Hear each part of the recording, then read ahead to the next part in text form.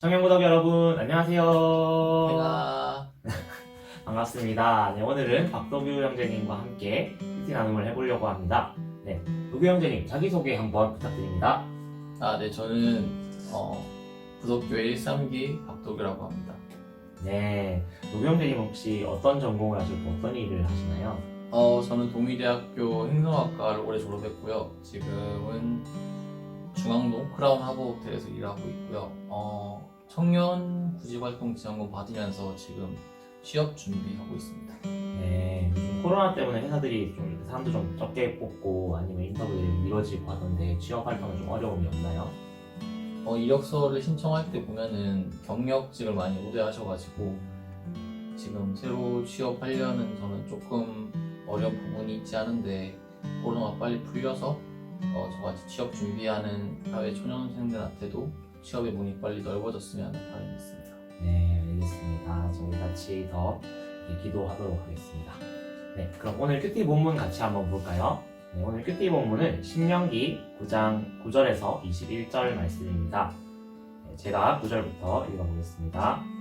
그때에 내가 돌판들 곧 여호와께서 너희와 세우신 언약의 돌판들을 받으려고 산에 올라가서 40주 40야를 산에 머물며 떡도 먹지 아니하고 물도 마시지 아니하였더니 여호와께서 두 돌판을 내게 주셨나니 그 돌판의 글은 하나님의 손으로 기록하신 것이요 너희의 총의 날에 여호와께서 한상 불 가운데서 너희에게 이르신 모든 말씀이니라. 40주 40야를 지난 후에 여호와께서 내게 돌판 곧 언약의 두 돌판을 주시고 내게 이르시되 일어나 여기서 속히 내려가라. 내가 애굽에서 인도하여낸 내 백성이 스스로 부패하여 내가 그들에게 명령한 돌을 속히 떠나 자기를 위하여 우상을 부어 만들었느니라. 여호와께서 또 내게 말씀하여 이르시되 내가 이 백성을 보았노라 보라 이는 목이 곧은 백성이니라. 나를 막지 마라. 내가 그들을 멸하여 그들의 이름을 천하에서 없애고 너를 그들보다 강대한 나라가 되게 하시라 하시기로. 내가 돌이켜 산에서 내려오는데 산에는 불이 붙었고 언약의 두 돌판은 내 두 손에 있었느니라. 내가 본즉 너희가 너희의 하나님 여호와께 범죄하여 자기를 위하여 송아지를 부어 만들어서 여호와께서 명령하신 돌을 빨리 떠났기로. 내게 그 두 돌판을 내 두 손으로 들어 던져 너희의 목전에서 깨뜨려노라. 그리고 내가 전과 같이 40주 40야를 여호와 앞에 엎드려서 떡도 먹지 아니하고 물도 마시지 아니하였으니 이는 너희가 여호와의 목전에 악을 행하여 그를 경노하게 하여 크게 죄를 지었습니다. 여호와께서 심히 분노하사 너희를 멸하려 하셨으므로 내가 두려워하였노라. 그러나 여호와께서 그때에도 내 말을 들으셨고 여호와께서 또 아론에게 진노하사 그를 멸하려 하셨으므로 내가 그때에도 아론을 위하여 기도하고 너희의 죄 곧 너희가 만든 송아지를 가져다가 불살라 찢고 티끌같이 가늘게 갈아 그 가루를 산에서 흘러내리는 신에 뿌렸느니라. 아멘. 네, 오늘 말씀은 크게 두 가지 내용이 있어요. 약속의 두 돌판을 받는 과정이 있고 또 금송아지를 숭배했던 그런 사건인데요. 이 말씀을 잘 이해를 하려면은 출애굽기 32장에서 이게 이미 나왔던 말씀이라는 것을 조금 인지를 하면서 읽으면 좋습니다. 그리고 신명기는 제가 누차 얘기했듯이 과거에 있었던 일들을 모세가 다시 한번 회상하면서 또한 교훈을 주는 이런 말씀이기 때문에 과거에 어디서 이런 말씀이 나왔는지 한번 찾아보는 게 또 좋습니다. 그래서 가능하시면은 출애굽기 32장도 같이 보시면 좋을 것 같고요. 9절에서 21절을 보면은 모세가 호렙산이라고 하는데 올라가서 신의 산과 같은 일입니다. 신의 산에 올라가서 첫 번째 언약의 두 돌판을 받는 장면을 나옵니다. 그래서 모세는 40일간 금식하면서 아마 하나님과 이렇게 교제하면서 율법을 받는 것으로 보이고요. 이 첫 번째 언약의 돌판을 받은 상황에서 모세가 40일 동안 이렇게 내려오지 않자 이스라엘 민족들이 아마 두려움에 빠진 것 같아요. 모세가 아마 죽었을 것이다 라고 두려워하면서 자기들을 이렇게 지켜줄 수 있는 어떤 다른 신을 필요로 하게 됩니다. 그래서 우상을 만들게 되고 하나님께서는 그것에 이제 분노하시는 장면이 나오죠. 그리고 하나님께서 아론에게도 분노하시는 장면이 나오는데 모세의 부재 중에서 이렇게 백성들을 바른 길로 이끌어야 될 아론이 백성들을 바른 길로 인도하지 못하고 자기도 그 죄에 같이 참여하는 모습을 보시면서 하나님이 분노하신 것 같아요. 그래서 이런 백성들 향한 분노, 아론을 향한 분노에 대해서 모세가 중보 기도를 올리면서 하나님께 용서를 구합니다. 그래서 이 용서를 하나님께서 받아들이시고 결국에는 그 금송아지를 다 파괴해서 완전히 버리는 장면이 오늘의 본문에 나오고 있습니다. 그리고 오늘 본문에 나오지 않지만 출애굽기 32장에 보면은 모세가 어떻게 중보 기도를 했는지 이런 장면이 나오거든요. 그때 세 가지 이유를 들어서 하나님을 설득합니다. 첫 번째, 그들이 하나님의 백성이고 기업이기 때문에.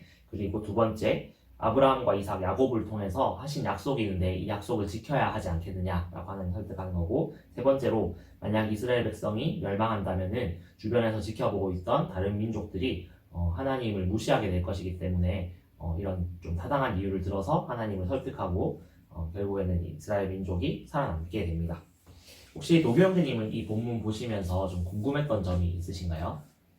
저는 그 본문 묵상을 하면서 내용의 흐름은 이해가 됐는데 궁금한 점이 왜 이 당시에 사람들은 많고 많은 우상 중에서 송아지를 금으로 입혀서 우상을 만들었는지 궁금했습니다. 네, 이 좀 어찌 보면 당연하다라고 생각이 되는데 이 상황을 보면은 이집트에서 출애굽한 지 얼마 되지 않은 때의 상황이잖아요. 그래서 이집트에서 가장 흔하게 보이던 동물 그리고 농사를 지으면서 밀접하게 있던 동물이 소이기도 하고 그렇기 때문에 또 민족이 이집트에서 이렇게 봤을 때 많이 섬기던 신이 또 송아지의 신, 아피스라든지 이런 신들이 있을 것 같습니다. 그래서 좀 익숙한 신을 생각하면서 이걸 만들게 된 거죠. 모세가 40일 동안 보이지 않으니까 죽었다고 판단하고 두려우니까 자기들이 좀 의지할 대상을 찾으면서 이런 신들을 만들게 된 것 같습니다. 네, 혹시 또 다른 질문 있으실까요? 그 본문에 보면은 또 그 언약의 돌판이라고 나와 있는데 돌판이 이제 하나님의 말씀을 쓴 돌이라는 걸 알 수 있는데 그 언약이란 뜻이 이제 굳건한 어떤 약속을 뜻하는 것 같아서 이게 정확히 무엇을 의미하는지 궁금했습니다. 네, 신명기 4장 13절을 보면은 이 돌판에 쓰여진 내용이 십계명이다라는 걸 우리가 알 수 있습니다. 율법의 가장 핵심이 되는 부분이죠. 그래서 처음 주신 두 돌판은 하나님께서 직접 기록하신 것이라고 표현하고 있는데 모세가 파괴해버렸죠. 그리고 두 번째는 이제 하나님께서 모세에게 직접 이 돌을 구해오라고 하셔서 모세가 기록을 하도록 이렇게 만든 장면을 볼 수 있습니다. 아마 내용은 동일하겠죠. 그래서 이 언약이라는 것은 사실은 아브라함, 이삭, 야곱 이 이스라엘 민족의 조상 때부터 하나님께서 이렇게 말씀으로 주신 약속들을 의미합니다.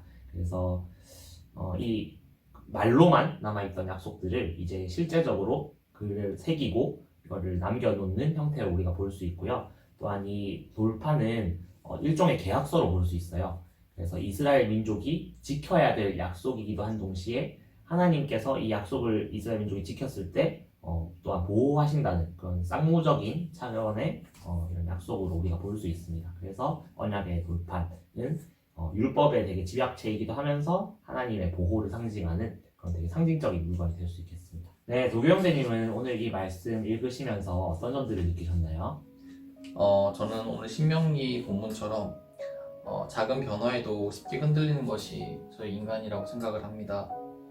그럼에도 변치 않게 저희의 마음을 붙들어 주시는 주님의 말씀 안에서 하루의 고된 일과 행복을 모두 주시는 주님께도 감사드리고요.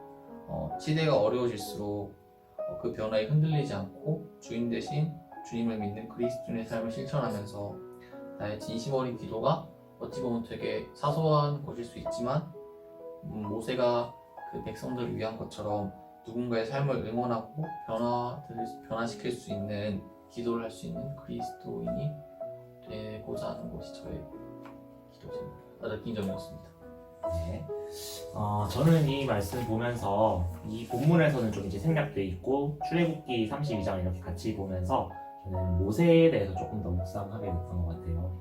정말 화나고 참 답답한 이 상황 속에서 물론 그 돌판을 깨는 조금 과격한 모습을 보이기도 하지만 그럼에도 불구하고 그 백성을 위해서 이렇게 기도하는 모습 그리고 결국에 모세의 그 간절한 기도 때문에 하나님께서 이스라엘 민족을 용서하시고 다시 새롭게 이렇게 쓰시는 모습을 볼 때 이런 지도자의 역할이 얼마나 중요한지 다시 한번 생각하게 됐고 나도 그렇게 순종적이고 또한 희생할 수 있는 그런 지도자가 돼야겠다 교회의 리더가 돼야겠다 이런 생각들을 조금 하게 되었어요. 그래서 그렇게 할 수 있는 사실은 그 힘은 하나님과 함께 그만큼 깊이 교제하면서 사랑의 마음으로 가득 채우는 거라고 생각하는데 이렇게 더 사랑하고 기도할 수 있는 목회자가 돼야겠다 이런 생각을 하게 되었습니다. 네, 혹시 도교 형제님 최근에 이제 기도 제목이 있다면 좀 어떤 게 있을까요? 좀 나눠주시면 같이 기도하면 좋을 것 같아요. 저도 취업 준비하는 취준생이기도 하고 해서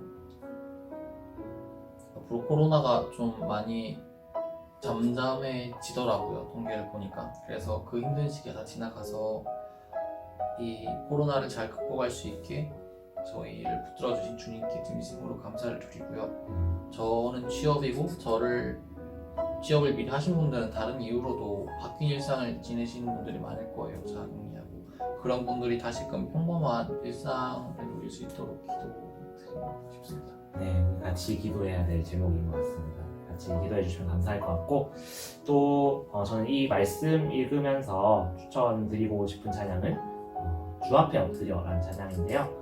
마커스 워십의 소진영 간사님께서 인도하신 버전을 밑에 링크로 걸어드리도록 하겠습니다.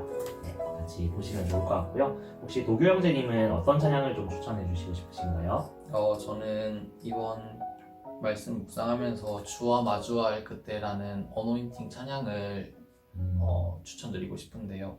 아직은 제가 주님을 만나지 못했지만 그 찬양을 들으면서 주님을 만나면은 내가 이런 벅찬 느낌을 받을 수 있고 다시금 주님 앞에서 내 스스로의 정체성을 인지할 수 있는 그런 가사와 느낌을 받은 찬양이었습니다. 또 오늘 큐티 말씀처럼 주와 마주할 그때 그 백성들이 우상을 섬기긴 했지만 다시금 주님을 만나면은 그릇된 판단을 하지 않고 옳은 판단을 할 수 있는 바램을 담아서 이 찬양을 추천드리겠습니다. 네, 알겠습니다. 밑에 찬양 같이 또 묵상하시면서 본문을 같이 보시면 참 좋을 것 같습니다. 네, 저희는 이제 이만 인사하도록 하겠습니다. 네, 여러분 안녕. 좋은 하루 보내세요. 안녕.